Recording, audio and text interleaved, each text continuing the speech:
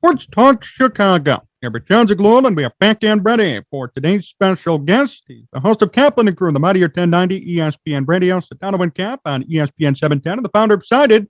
Please welcome Scott Kaplan to the program. Scott, it's great to have you on. How are you? I'm doing really good, man. Glad to be back. Thanks for the invitation. Appreciate it. 100%. Thanks for being here. I wanted to start with the Chargers. So last time we talked, back in October, you correctly predicted that there would be a collapse. So how did you feel when it finally happened? I don't really have a lot of feelings towards it. In other words, like I'm not consumed with being right all the time. And if I would have been wrong, I probably would not have been happy because you got to remember, I kind of explained this to you last time. When you call San Diego home, and the Chargers called San Diego home for over 50 years, and most of those years, they were not good. So that's an organization that was tremendously supported in this community, and they just up and left. In fact, it's kind of such a weird thing. In San Diego County, the northern part of San Diego County, there's an amusement park called Legoland. And Legoland just debuted yesterday, as a matter of fact, the biggest Lego created football stadium. So they made a replica of SoFi Stadium in Los Angeles, right? And representatives from the stadium and the Rams, and they all came down to be there for the unveiling. And you know who wasn't there? Not one representative of the Chargers. Now they like to take credit that they're the half owners of the stadium. They like to be at every event during the Super Bowl week. They wanted to kind of be like the welcome committee to Los Angeles. But they won't come into San Diego. And so as San Diegans who are former Charger fans, we root for their failure. So when you ask me the question, how did I feel about their collapse? Well, I knew it was coming. It starts at the top. It starts with ownership. And if they would not have collapsed and they would have had success, then I would have felt like crap. What prompted that sort of collapse? They were 4-1. They went to 9-8. What happened? Well, look, there's the football side of things, which is, something went wrong along the way. Games were lost. Look, the Chargers are the kind of team that can go on the road and beat a Cincinnati, but they're the kind of team that would be at home and lose to, I'm just trying to give an example here, but, lose to a Tennessee, for example. And that's probably not even a great example. I'm not looking at last year's schedule to really remember it off the top of my head, but that's just the way they are. They win the games that you kind of think they're not going to win. Wow, they're going on the road and they're playing the Bengals and the Bengals are hot. They're not going to win that game. And then they go and they win it. And then they're the kind of team that they play at home and they find ways to lose games against teams that on paper they're supposed to be better than. And so, without really giving you a full analytical breakdown as to why, it's just the way it is. It just seems strange, but the Charger organization, it doesn't matter where they play, it doesn't matter what stadium they're in, it doesn't matter who the coach is, general manager, quarterback. For some reason, organizationally, they always find a way to screw things up. Did Brandon Staley get indicted with this collapse or not really? Not really, because he's a first-year head coach who, when he came to the Chargers, remember, he was with the Rams the year before as their defensive coordinator, and the Rams had the number one defense in the NFL. The Chargers this year, in particular, their rush defense was ranked number 30 in the NFL. So you hired a defensive guru and your defense wasn't very good, which is why, by the way, they go to the Chicago Bears and they go after a guy like Khalil Mack, who I actually think of a lot more as a pass rusher than a run defender. So that's kind of an interesting, decision to go after a guy like Mack to put in that kind of money, especially a guy coming off of an injury. He may be fully healthy and he may go back to being the productive player he once was. But the reason Brandon Staley gets off is first year as the head coach, first year as a head coach, second year quarterback who's playing great, a defense that certainly struggled where he could go to ownership and management and say, look, this is what's wrong with our defense. I know. And so you got to help me get more pieces. So I don't think Brandon Staley takes the blame for last year. How'd you evaluate Herbert's second year? Kid's an amazing player. I mean, listen, for someone like myself who wants to see this team fail, I'm look, some teams you want to see succeed. Some teams you don't. You know, if you're a Bears fan, you want the Packers to be good? No way, obviously. Right. So when you're a Charger fan, you want them to be good. When they've broken your heart and left your community, you want them to be bad. And so it's pretty clear Justin Herbert's a really good player. I mean, I know there's been a lot of talk here in the offseason as Tyreek Hill was traded from Kansas City to Miami. The question was, will Tua become a much better quarterback because he's got more weapons? And one of the conversations that you hear a lot is Miami should be ashamed of themselves because they took Tua at 5 and the Chargers took Herbert at 6 when Herbert was sitting there. And who knows what Herbert might mean to the Miami Dolphin franchise 2 years into his career, because Herbert's played every game other than the first couple that he didn't start with the Chargers, whereas Tua's been hurt for half of his career in 2 years. How far do you think Herbert goes, like in his NFL career? Is he only going to get better from what you saw last year? I think he's a great player. And I think that when you look around the NFL right now and you think about who are the great young quarterbacks in the league, you start with Patrick Mahomes. I think Herbert is kind of in the next group behind Mahomes. You got a guy like the kid up in Buffalo. You've got Burrow in Cincinnati, who kind of surprised everybody in his second year. And I'm probably missing others that should come off the top of my head. But I think Herbert is in that same class, like top 10 quarterback, could elevate to maybe top 5. But it really does not ensure that the Chargers become a Super Bowl contender. You know, because listen, here's the thing. Phillip Rivers played a different style of quarterback. Phillip Rivers is a traditional drop back passer, wasn't going to move outside of the pocket, was going to release the ball quickly, was going to use his brain and the speed of his arm, not the speed of his legs, to make plays outside of the pocket. But the fact of the matter is, Phillip Rivers, in I want to say his second year as the starter, made it to the AFC Championship game, lost in New England, and never saw another AFC Championship game. And probably over the course of about 16 years or so with the Chargers, I think maybe went to the playoffs 4 or 5 times, you know, and there were plenty of Charger teams that Phillip Rivers quarterback that had LaDainian Tomlinson, Darren Sproles, Antonio Gates, Vincent Jackson, and the list goes on of skill players, not to mention he actually had a really great offensive line in front of him because that was a run first LaDainian Tomlinson type team. And what does Phillip Rivers have to show for all of that? That's my biggest concern if I'm a Justin Herbert fan, which I'm a fan of the kid. I'm not a fan of the team, but will he waste his entire career with a franchise that puts talent around him, but there's something toxic inside, which is why they never get over the hump? Phillip Rivers a Hall of Famer? Not in my opinion. You know, I think that Phillip Rivers had an amazing career, put up Hall of Fame statistics.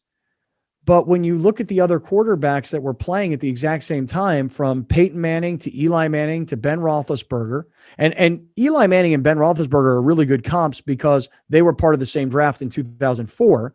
And both of those guys leave the NFL with 2 Super Bowl rings, and Phillip Rivers does not. Now, you may say Phillip Rivers was the better statistical passing quarterback than Eli Manning, and maybe you might say that about Ben Roethlisberger, but he does not have the resume.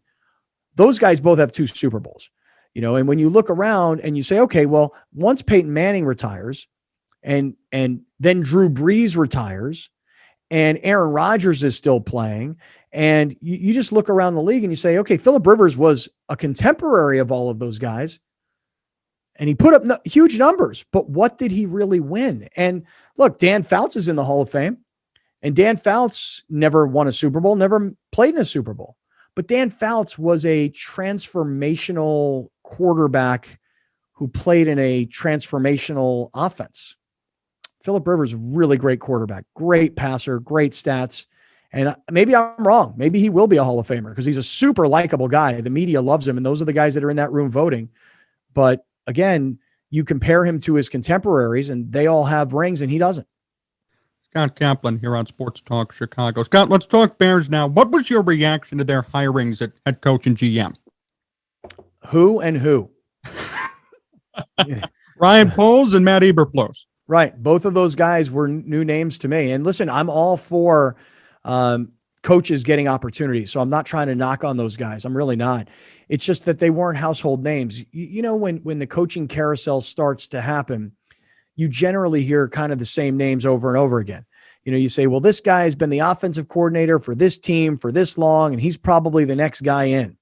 And, you know, when the Bears made their hirings, I think many of us went, I just am not familiar with that name. Now I can look him up and look up his career and his resume and see that he's qualified. I love when guys get opportunities. Like, I'll give you an example. Like the Denver Broncos hired Nathaniel Hackett. Now, Nathaniel Hackett, I mean, listen, for me, I was playing college football at the University of Pittsburgh when his father was my head coach, and he was an 8-year-old little ball boy for us. So it's hard to even imagine that this guy's a head coach in the NFL in his early 40s. But Nathaniel Hackett, most people aren't like, oh, I know that name. Sure, he's super qualified.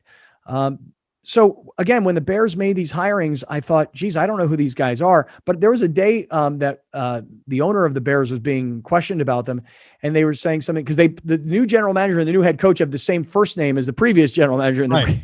And the owner of the Bears was like, "What do you mean?" Oh, I got it. Right. And so that part of it is kind of funny. I like that. But listen, the Bears had to do something because they went out and they drafted a quarterback in the first round again, who they think is now the kind of talent that when you look at Mahomes or when you look at a Russell Wilson, I'm going to go with like an older guy versus a younger guy. They think he's that kind of a talent. So now you got to surround him and you got to find coaching and, you know, front office people who can get him the kind of weapons that he needs. So I wasn't surprised by the firings, and I was just sort of surprised by the lack of name recognition with the hirings. You believe that Fields has the talent that everybody says he has? I'm not positive yet. I'm not really sure. You know, like just to give you an example, I know a lot of people think that Tua in Miami is trash. And I'm like, you know, he's 2 years into his career. He's dealt with a lot of injuries. He came into the league hurt.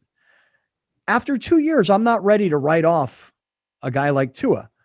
Just the same way many people thought that Joe Burrow, who got hurt in his first year, there were people that were like, yeah, he's not that good. You know, he couldn't win the job at Ohio State. He transferred to LSU. He had maybe the most talent of any college football team ever assembled that won a national championship. And he got to orchestrate that offense. And so maybe he's not really that good. And Burrow has proven that, you know, proven the doubters wrong. So for me with Justin Fields, I like to watch the progress. And what I saw in year one with the very poor offensive line and with a coaching staff that was likely on its way out, I'm not sure what Justin Fields is quite yet. What do you like about him when you watch him play? From what I saw this year, I like that he does fit the mold of the new modern day NFL quarterback. You know, back in the day, you asked about Phillip Rivers. Back in the day, Peyton Manning and Eli Manning and Roethlisberger and Tom Brady and you know, Rivers and these kinds of players, that was what was in fashion. 6'5", 230 pounds, stand in the pocket, make the read, get rid of the ball. Today's NFL quarterback, it doesn't matter if you're 6'5", 230. If you're Josh Allen in Buffalo, you have a similar skill set to Patrick Mahomes. Now, anybody listening and watching, don't freak out. It's true. I mean, the Buffalo Bills had the Kansas City Chiefs on the ropes last year. And Josh Allen plays, even though he's built like Phillip Rivers, he plays like Patrick Mahomes. So for me, what Justin Fields is he's now part of what the new generation of NFL quarterbacks are supposed to be able to do. And he has that sort of skill set. So that's what I like about him. How much did Matt Nagy hurt Justin Fields based on what you saw too? I don't think that much because listen, you could have had Andy Reid coaching the Bears last year, but he can't play offensive line, you know? And look, you look at a guy like Allen Robinson, right? I mean, nice player. And I think the Rams are going to, with Matt Stafford and with the other receivers around him, I think we're going to see the best of Allen Robinson that we haven't quite seen yet. So I don't really know that the coaching hurt him so much.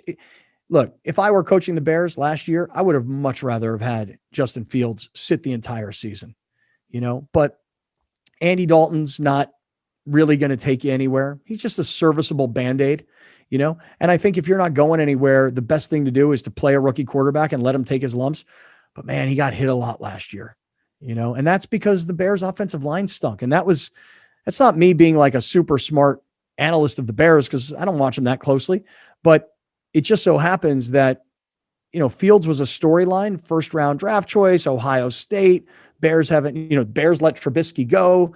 Andy Dalton's not going to take you to the promised land. So there was interest in the story. And that's why I have just a few opinions about Justin Fields from what I saw last year.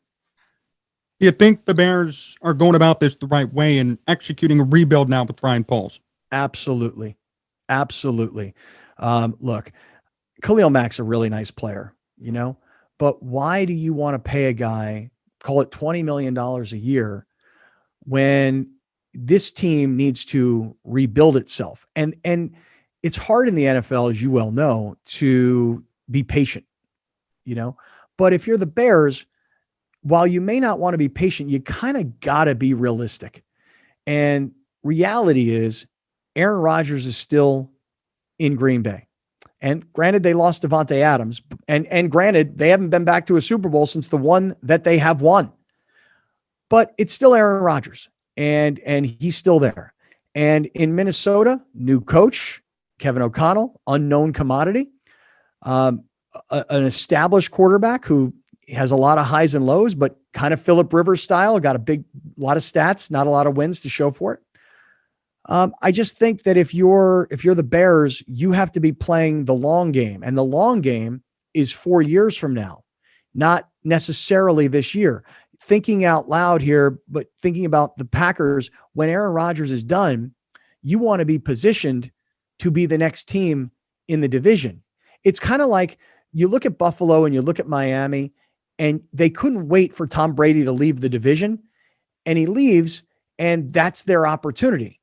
And even though New England was a playoff team this year, they're not who they were with Tom Brady. So you have to, I think, if you're the Bears, as much as you want to win immediately, you got to be thinking about 3 or 4 years from now. You think in 3 to 4 years, two questions. Number one, Justin Fields is a quarterback and he's developed. And number two, this team's going to be pretty darn good. Hard to know for sure, obviously, and hard to really look into a crystal ball about that. But I look at it more about the Packers and less about the Bears. I know that sounds probably a little ridiculous, right? The Bears are a team that I don't think you really ever have to concern yourself with Detroit. Minnesota, new coach, first-time head coach, aging quarterback who's a stat machine, not necessarily purely a winner. If you're the Bears, the number one thing I think that you're waiting for is, we'll get over on this division when the Packers lose Aaron Rodgers. And so that's the long game I'm playing. Scott Kaplan, still here on Sports Talk Chicago. Scott, a few more questions before we finish up. First off, Cited, tell my audience about what it is and how they can use it. So Cited is a piece of software that, let me just tell you, I've been in the sports talk radio business for 25 years. And I just thought that's what you do. You get on the radio and you talk, and you pick up a decent paycheck and you live your life, But I'll tell you, man, when you have 4 kids and you live in a really expensive part of the country and they're going off to college, you find, hey, man, I need another revenue stream. I was lucky enough 4 years ago to have somebody present to me a company that they thought was really a radio-based tool, and I thought I could help them. And lo and behold, before I even knew what was going on, I was the CEO of the company. And I really wasn't prepared for that. I don't have an MBA from Harvard. So I took over this company. I raised a bunch of money for it through a network of people here in San Diego. And what it has become, because originally I thought it was going to be for guys like you and me, that we could tell our audience, hey, come use this product and you'll have a lot of fun using it. And instead of using Twitter or instead of using Facebook to argue sports, come argue sports on a platform where you can earn points, where somebody's declared a winner, where you can win prizes. But what has happened, interestingly, and this kind of, I think anybody who's listening, who's got any sort of entrepreneurial spirit, you start a business one way and it doesn't necessarily go that way. So you find ways to pivot and adjust. What's happened to this company since we've known each other is it has become a tool that publishers use. So if you're a digital publisher and you're trying to create more engagement, you're trying to collect more first-party data, and you're trying to make additional dollars, Cited is a tool that when you embed it onto your website, it does those three things. It creates greater engagement. It keeps people on pages by average 28% longer than pages that don't have the Cited embed. It collects first-party data because people who get in on the conversation, they'll have to sign up for an account. They put in their email. That belongs to the publisher, so they get a better relationship with their audience. And then ultimately, you put ads into it, like any other social platform, and that's how publishers monetize. So, it's actually really interesting. I was doing some research the other day on the Dodgers pitching staff, and I Googled Dodgers starting pitching staff. And one of the articles that came up was from a website called DodgerBlue.com. And I just clicked on it because they seem to have an article about this. And unbeknownst to me, on the right side of their page, there was a Cited poll. And it said, which Dodger acquisition were you more excited about, Mookie Betts or Freddie Freeman? And it was right there plastered onto their website. And they had like 600 or 500 votes. So people were just like, ooh, there's a poll. I want to vote on that. I want to click on it. And they click on it. And then the debate panel opens up and you can have the conversation right there on the website. That's how we keep people on their sites longer. This was not what my intention was, dude. I mean, this is not the way I planned on this business going. It's just what happened. It's what's happened along the way. So it's very exciting. What sort of prompted that shift? It's very hard to get people to download an app. It's very hard to get people to come back to the app. And it's very expensive to advertise for apps on, places like Facebook, for example.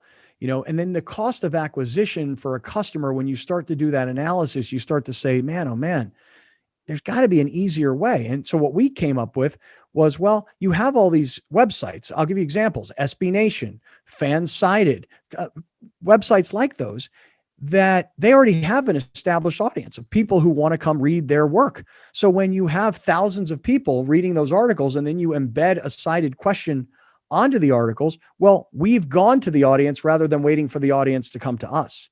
And so that's really what prompted the shift. I wanted to ask you about your career too in sports talk media. You mentioned 25 years. How'd you get your start? So I was a kicker at the University of Pittsburgh on the football team in the late 80s, early 90s. I definitely always sort of was the team spokesperson, even though I was just the kicker. And I started working in the media business in Pittsburgh in the early 90s as I was trying to make it in the NFL. I don't know if you know this or not, but at one time I signed with the Chicago Bears as a free agent kicker. But this is back in the Dave Wanstead days. Kevin Butler was the only remaining Bear from the '85 Super Bowl team. He was still the kicker on the team. And I was bouncing around the NFL as a free agent kicker. And I went back to Pittsburgh where I went to college because I knew all the local media people. And I got a $5 an hour job working I was working for a TV show called Steelers 94. And I was an associate producer making $5 an hour with a maximum of 20 hours a week. Wow. But I loved it. But I didn't want to just write and hold a camera or edit film. I wanted the microphone. And I would remember I was watching Howard Stern back in the day, 20 plus years ago, with my college roommates. And they're like, you should do that. And I'm like, really? And they're like, yeah. And I was like, okay. And I started kind of getting my foot in the door in radio. And in the mid 90s, as the internet was kind of becoming a thing, I was able to go to work for a company called CBS Sportsline. And I was able to convince them to let me broadcast on the internet. We had like 5 people listening. And that really started it, because what happened from there was I was trying to build a different sound and a different format where you kind of infuse pop culture into sports radio.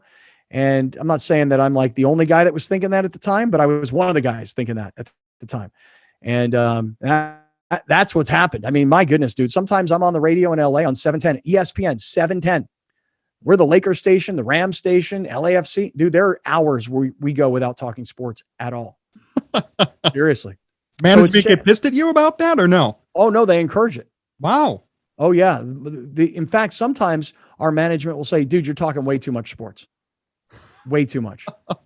Yeah. And like our producer every day will say, fellas, we do not have to have sports in every segment. Like, look, if there's a big story with the Dodgers, for example, Dave Roberts, the manager of the Dodgers, says that, hey, we're going to win the World Series. Okay, great. Let's talk about that. On the other hand, I mean, we spent 2 hours the other day talking about a restaurant that was trying to move into a part of LA, and there were people protesting because they didn't like the way the waitresses were dressed. So we spent 2 hours talking about that. Yeah, I know. So I got into it in the early 90s when I was exiting football and trying to get into media. And then I got my first gig as a, do it all kind of Swiss Army knife kind of guy at a radio station in Miami. And got lucky enough to get with this company, CBS Sportsline, that gave me my first opportunity to be a daily host. And from there, it's been 25-year ride, man. What about the Mightier 1090 ESPN Radio? How'd that kind of start and then obviously come back and now turn into what it is today? Yeah. So back in, this is a little sports radio history, but the second sports radio station in the country after WFAN in New York was Extra Sports 690 in San Diego. And that radio station was San Diego based, but it was listened to and it was sold as an LA radio station. I say sold as in like sponsors. Plus it had like USC football. It had maybe like LA Kings hockey. So it was very much an LA radio station, 690. In 2003, 690 moved to LA full time, leaving behind so many of us in San Diego. So we were not going to take it lying down. We all got together with the original founder of 690, whose name is John Lynch, who's John Lynch Jr., the GM of the 49ers. That's his dad, one of the original founders of the whole format of sports radio. And we got this radio station 1090, which was just like 690, 50,000 watt signal from down in Mexico that could blast throughout Southern California. We put 1090 on the air in 2003. And in 2019, it went off the air. And then in 2020, in the middle of the pandemic, a gentleman named Bill Hagan asked me if I wanted to get back on 1090. And I was like, oh man, that's over. That ship has sailed. He's like, well, I'm buying the station and I'm putting you on. And so that's how it happened. In 2020, we were off the air from April of 2019 until August of 2020. And now I do something that very few people in our industry do. And I'm not tooting my own horn here because this was out of desperation. I do my daily podcast. I record it. I give it to 1090. They air it on radio. And while it's airing in San Diego, and I'm talking about the Padres or San Diego State or life in San Diego, I'm doing live radio in LA on 710. Both ESPN affiliates, both can be heard in each other's markets. But the San Diego people listen to 1090 and listen about San Diego, and the LA people listen to 710 and they listen to stuff about LA. That's unbelievable when you think about it. There's probably no one else who does that. No way. So I have a friend of mine who you may know, a guy named JT the Brick. And what JT does is he does a Vegas show, a live Vegas radio show. And then at night, he does his live national show on Mad Dog on XM. There's another guy. Oh gosh, I can't think of his name off the top of my head. I can't believe it. Steve Zabin. He does a morning show in Madison, Wisconsin, and then he does an afternoon drive show in Washington, D.C. Two totally different shows. I'm the only guy, though, that's dumb enough to have two shows running simultaneously. One's on in San Diego from 3 to 6. The other's on in LA from 4 to 7. Unbelievable. That is so cool. And yeah, Scott, thanks. Before we finish up today, last question. What's the most memorable moment you had playing football? I would say probably my freshman year of playing college football. I really wanted to play and start right away. And, that's every kid wants to do that. But I went to Pitt because I thought I had an opportunity. Well, 3 games into the season, I'm not the starter. But the guy who was in front of me missed a field goal, missed a couple field goals, and he'd had a bad year the year before, which is why they recruited kicker. And about 3 games into the season, they said, okay, you're up. So I took over the job. And probably about 2 weeks after that, the first game I played against West Virginia, they had a quarterback named Major Harris, who was a Heisman candidate, and they were a national champion competitor. They didn't win the national championship that year. But 2 weeks later, we're playing against Notre Dame at Pitt Stadium. It's a Saturday night game. It's on ESPN, nationally televised, 60,000 people going crazy. And Notre Dame has, they got Rocket Ishmael's the star. Tony Rice is their quarterback. I want to say Jerome Bettis is their running back. I feel like, and they had a lot of big stars on defense too. Chris Zorich, Michael Stonebreaker. These are college football names that Notre Dame fans would certainly remember. And I remember being in that game, and I think they were number one in the country. They won the national championship that year. We had them beat. We had them.